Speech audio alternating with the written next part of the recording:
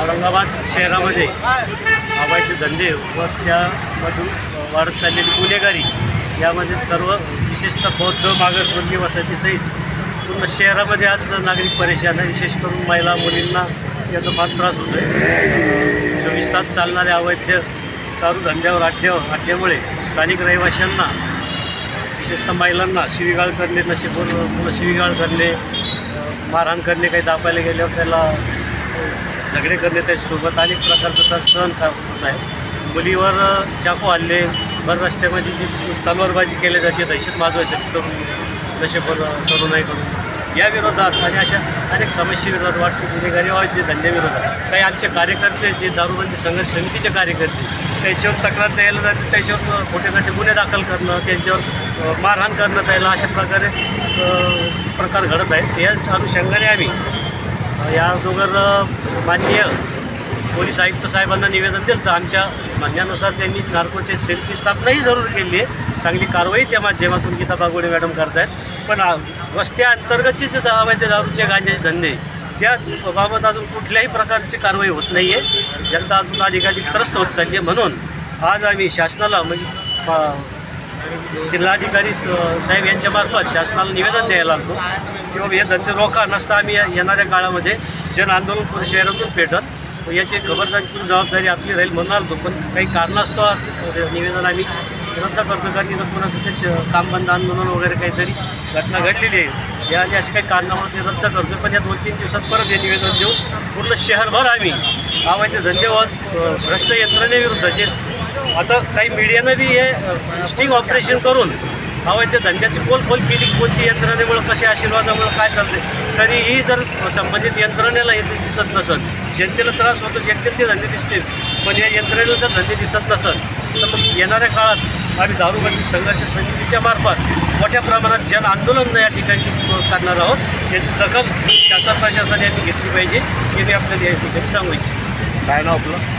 सिद्धार्थ गंगावणे, दारूबंदी संघर्ष समितीचा अध्यक्ष। जर झाला नाही तर याच्या पुढे काय करणार तुम्ही? निवेदन देऊन जर झालं नाही तर पूर्ण शहरामध्ये आम्ही प्रत्येक वसाहतीत आज नागरिक त्रस्त आहे तर पूर्ण शहरातल्या नागरिकांना एक ठिकाणी आणून लाखोच्या संख्येनं शहरामध्ये मोर्चा काढण्याची आमची तयारी आहे। ज्याच प्रकारे आपल्या शहरामध्ये अवैध धंदे चालू आहेत, कोणत्या पोलीस स्टेशनला जास्ती गुन्हेगारी वाढलेली असते तुम्हाला? नाही तसं तर एक नाही धरता येत, पण आता अनेक मागच्या वेळेस टी व्ही मराठीवाल्यांना जर मुकुंदवाडीचा मुद्दा उपस्थित आहे, मुकुंदवाडीमध्ये जास्त प्रमाणात पोलीस स्टेशनच्या अगदी जवळच आहे। मुकुंदवाडी झालं, नारेगाव झालं, त्यानंतर उस्मानपूर आहे, परत आपलं काय म्हणते भीमनगर भावसिंगपुरा या ठिकाणी आहे। अशा असंख्य ठिकाणी त्याला मुकुंदवाडीचे प्रकार सध्याला फार मोठ्या प्रमाणात समोर येत आहे।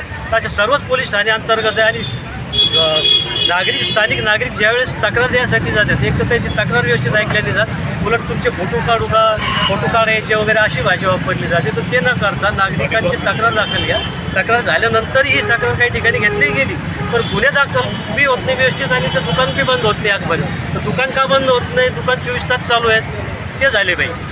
याविषयी पोलीस आयुक्तांना भेटले का? पोलीस आयुक्त साहेबांना आम्ही भेटलो होतो। आम्ही अनेक मागण्यामधून एक मागणी केली की त्याच्यासाठी स्पेशल पथक स्थापन करावं, तर माननीय पोलीस आयुक्त साहेबांनी आमची मागणी मान्य करून ते नार्कोटिक्स सेल पथक स्थापनही केलं। त्यात गीता बागोडेसारख्या मॅडम नियुक्तही केल्या प्रमुखपदी आणि त्यानं कारवाई चालू केली, पण ती कारवाई मोठ्या प्रमाणात वरच्या लेवलला चालू आहे। पण अंतर्गत वसाहतीचे पोलीस ठाणे अंतर्गत वसाहती तिथं जे दारू खेळणं, रात्रभर जागणं, पत्ते खेळणं, धिंगाणा घालणं याचा जो जनतेला त्रास आहे तो अजूनही कमी झालेला नाही आहे। तर अंतर्गत वसाहतीत पण पोलिसाच्या गस्त असल्या पाहिजे रात्रीच्या वेळी, ते अजिबात कोणत्याच पोलीस ठाण्याच्या अंतर्गत गस्त होत नाही। हे गुन्हेगारी वाढण्याच्या मागं काय कारण आहे तुम्हाला? गुन्हेगारी वाढण्याच्या मागं आजकाल सगळ्यात मोठं कारण जे तरुण गुन्हेगारी वाढली तर त्याला ही नशाच अवैध धंदे 24 तास चालतात, कोणत्याही वेळेला दारू, गांजा, ते काय बटन इत्यादी नशे आणणारे पदार्थ मिळतात आणि त्यानं मग हे विकृत झालेले आहेत। ते तरुणचे नशेखोर तरुण विकृत झाले, ते पुन्हावरही काही मानसिकता खराब झाली, पुन्हावरही हमले करत आहेत, काही घटना घडत आहेत, तर हे रोखल्या पाहिजे। बरं, याच्या जनजागृती काय करायला पाहिजे पोलीस प्रशासनाने या संदर्भात? पोलीस प्रशासनानं जनजागृती काय दिवसाढवळ्या धंदे चालू आहेत। पोलीस प्रशासनानं असं ॲक्शन घेतली पाहिजे की तक्रार आली तर त्या तक्रारदाराला आम्ही कुठलाही त्रास न होऊ देता त्याची तात्काळ दखल घेऊन ते ज्या दुकानासंबंधी तक्रार आली ते दुकान कायमचं बंद कसं होईल या तक्रार येते आणि ते ऐकून घेतात 10-15 मिनटं दुकान बंद राहतं, परत ते दुकान चालू होतं. दुकान एकही आजपर्यंत बंद झालेलं नाही. एवढ्या तक्रारी जाऊन आणि मीडियावाल्याची स्टिंग ऑपरेशन होऊन ही दुकान बंद होत नाही. याचं कारण काय? आपले नाव मी सिद्धार्थ गंगावणे, दारूबंदी संघर्ष समितीचा अध्यक्ष. बोला. आमच्या भीमनगरमध्ये विहाराच्या आजूबाजूला इतके दुकानं झालेत आणि इतके तरुण मुलं ते दारू पिऊ मरू लागलेत आमच्या एरियामध्ये. आता या 4-6 महिन्यामध्ये जवळपास 7-8 मुलं वाढलेले दारू पिऊन. आणि विहारात जाताना आम्हाला इतका त्रास होते. आता वर्षावाचा कार्यक्रम चालू आहे, जर दुपारी आम्ही जातो. सकाळी कुठं फिरायला जाताना रस्त्यामध्ये इतकी गर्दी असते की बाजू सरका म्हटलं तरी बाजू सरकत ते दारू पिलेले. आणि जाता येता विनाकारण त्यांचे फालतूचे टॉर्ट ऐकावं लागतात, काहीतरी गाड्या बोलत असतात. त्यावेळेला जर आपल्याला मान खाली घालून निघावं लागतं. तर मला रिक्वेस्ट आहे गव्हर्नमेंटला की दारू कंप्लिटली बंद करा आणि आमच्या एरियातले तर सगळेच बंद करा दुकानं. आमच्या प्रत्येक विहाराच्या बाजूला 4-5 दुकानं झाले सगळ्या विहाराच्या ह्याच्यात. आणि सगळ्या शहरामध्ये अशीच परिस्थिती आहे जवळपास आमच्या एरियामध्ये. गरीब म्हणून लोक तुम्ही मरायला सोडून दिलेत का दारू पिऊ दारू पिऊन मला तुम्ही दारू बंद करा, म्हणजे आमचे लोक जर मिळाले नाही तर शांत तरी घरात बसतील. त्याच्यामुळं मला असं वाटतं की दारूबंदी संघर्ष समितीच्या निमित्ताने आम्ही सगळ्यांना आता कलेक्टर ऑफिसला निवेदन देतोय आणि कुठल्याही परिस्थितीत दारू बंद झालीच पाहिजे. गव्हर्नमेंटची पूर्ण महाराष्ट्रात बंद केली तर चांगलीच गोष्ट आहे, पण कमीत कमी आमच्या एरियात बंद करा, शहरात तरी बंद करा असं माझी रिक्वेस्ट आहे सगळ्यांना. आणि तुम्ही काळजी करा लोकांना मावा नाही मरायलाच लोक लागलेत ना, अक्षरशः मरायला लागलेत. तरुण पोरं 25 वर्षाचे पोरं राहिलेत. आता 40-50च्या पुढे जाऊच नाही लागले पोरं. आणि आम्ही तक्रार द्यावा ते काही अर्थ नाही करायला. आणि सगळे लोक म्हणतात की होणार नाही बंद, कशी बंद होणार नाही. लोकशाही आहे का काही लोकशाही आहे तर दारू बंद करायला पाहिजे तुम्ही सगळ्यांनी. कंप्लेंट गुजरातमध्ये झाली तशी आमच्याकडे बंद करून टाका. आम्हाला काही प्रॉब्लेम नाही आहे. ज्यांना प्रॉब्लेम आहे ते जातील पुढे काय घ्यायचे ते घेतील पुढे जाऊन. पण गरिबांना एवढे पैसे नसतात बाहेर जायला पण आणायला. कमी वयातले पोरं दारू प्यायला लागले, व्यसनी व्हायला लागले. आणि शिक्षणाकडे दुर्लक्ष झालंय. नोकऱ्यांनी मुलींवर पण हल्ले वाढलेले. मुलींवर हल्ले वाढलेत. मुलींना रस्त्याने फिरायला अवघड झालंय. रस्त्याने जायच्या मुलं तर कंटाळा करतात रस्त्याने जायला की तिथं 4-5 लोक उभे आहेत, मग मी दारू पिलेले कसं जाऊ तिथून रस्त्याने.